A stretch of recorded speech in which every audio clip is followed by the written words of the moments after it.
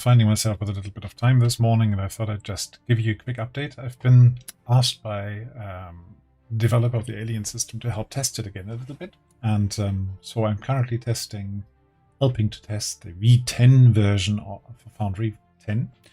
And there are a few changes, but I actually quite like it. And Paul has permitted me to record a little video. So I thought I'd give you a quick update, because a lot of people out there asking about the freeleague status, about the status of the different systems. Now, I don't want to go into too much of a rant, but my heart goes out to all the developers who are redeveloping this and the modules, and yeah, for a relatively small market, and certainly the systems for free. So send them a coffee or something like that. I mean, support them. They need it and they deserve it. They definitely deserve it for allowing us to follow our hobby, right?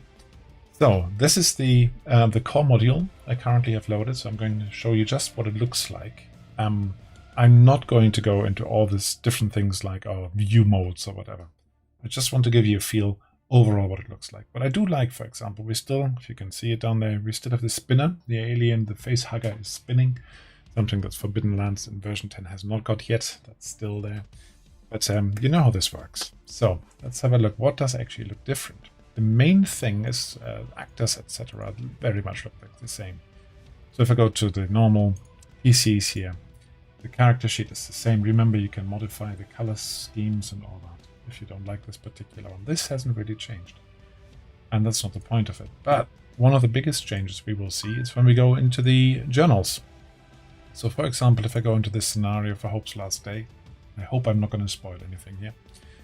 Yeah, we have now got this view. And probably too small for you to read it, I'm hoping.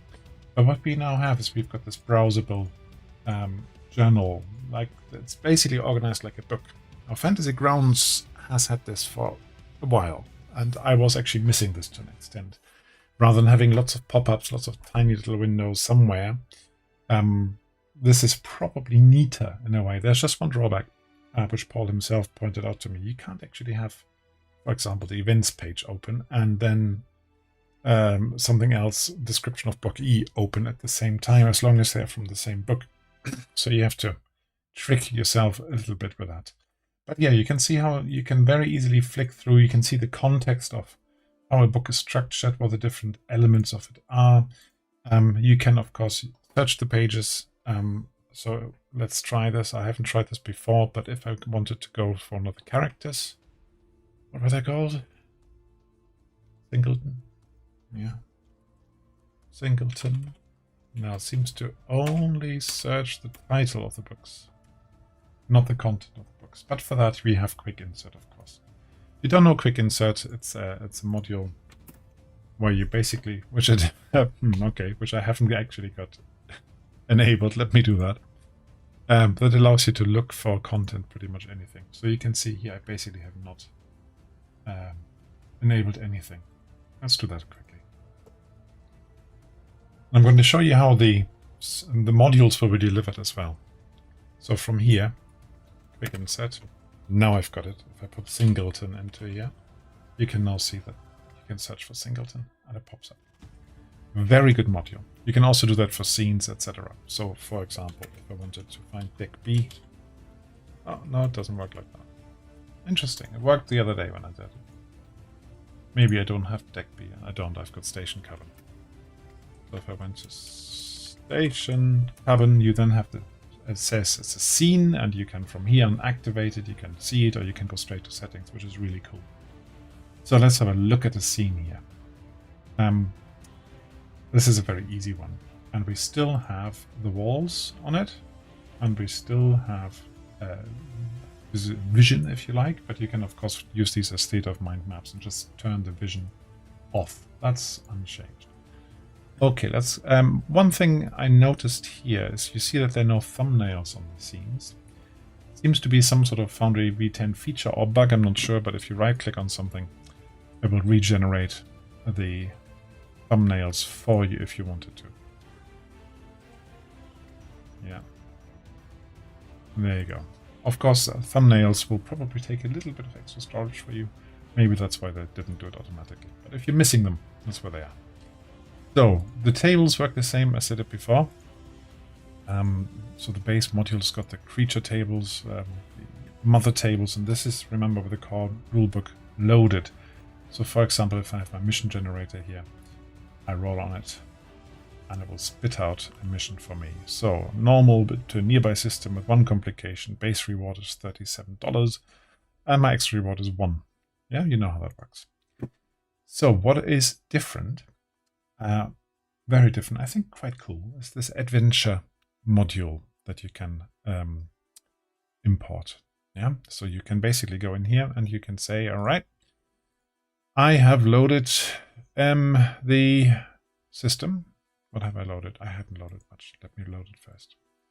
So if I go to Destroy of Worlds, reload it, I now have got this pop-up. And rather than running the huge big script and pulling things from different locations in the compendium, what is now happening, basically, this is better integrated. So you'll see on here, you've got 43 actors, 46 items, 3 journals, 15 scenes, 8 rollable tables, and 21 folders. And that's all as one adventure package. So all these bits are packaged into a bundle called an adventure. And then you get this little handy warning saying some content already exists. If you import, this will be overwritten. So anything customized gets overwritten. Keep that in mind if you ever customize these things. And then we'll run the import. But for me, it's really good if there's something I messed up or I want to run the same game with another group, then I just want a fresh copy of the whole thing. So that works very well. And then you've got it here. You can see it's a compendium.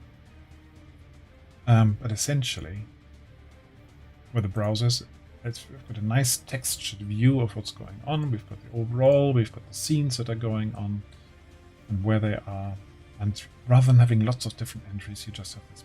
I think that's really cool. You can still minimize it by double-clicking the title bar and park it somewhere. Tables are mentioned here, but they're not linked here. But you can find them now in the tables here because they've now been imported, hopefully.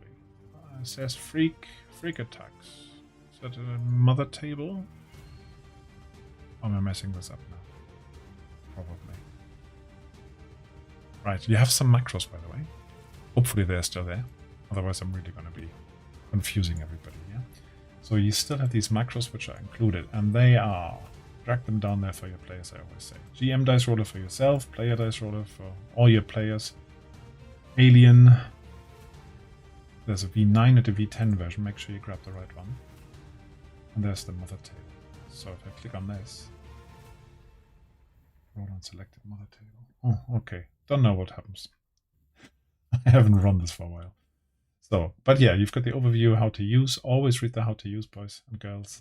Very important to know this. And that mentions down here the modules and the macros that are included.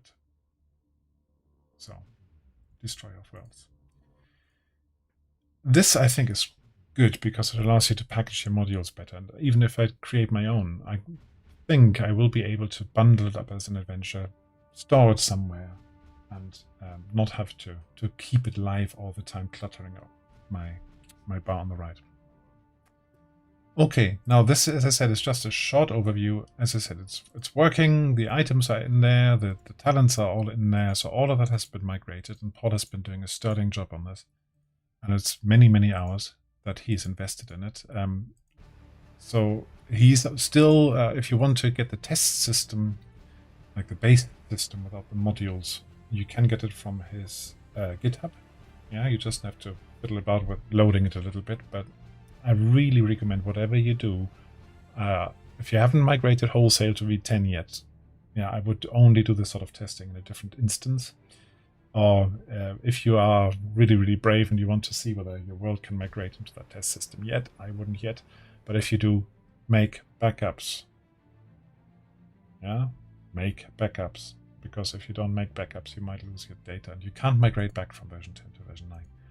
So if it doesn't work, then yeah, otherwise you might have lost something. Don't do that. Don't be daft.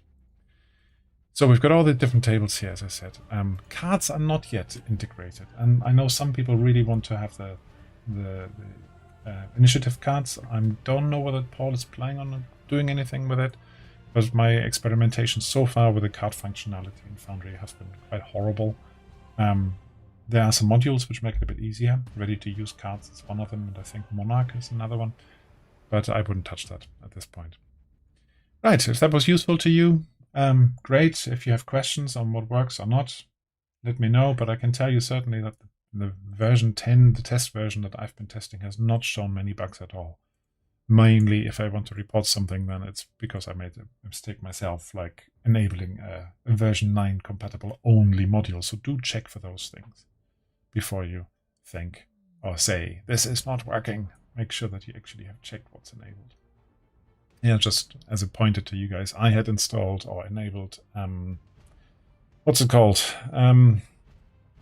DF scene enhancements, because I like being able in the scene to just click on it and say, by clicking on it, I activate it rather than I edit it. But that really messed it up. My mistake was basically that all of the headings were still there, the folders were still there, but the scenes I couldn't see anymore. So do check, yeah, don't make my mistake. Right, I hope this short update is encouraging to you and that you think, okay, version 10 can't be that far away, but it's still in testing. It's coming along really nicely. And kudos to Paul and all the developers out there who are doing the work on the V10 modules. It's a lot of work. V10 systems, I should say, and modules. So the modules are even more work. You can imagine with all the journal changes, how much work that is to read them all. Anyway, my heart goes out to you guys who are developing it, and hopefully we can all have full enjoyment of the system on Foundry V10 when it's ready. And it will be ready when it's ready.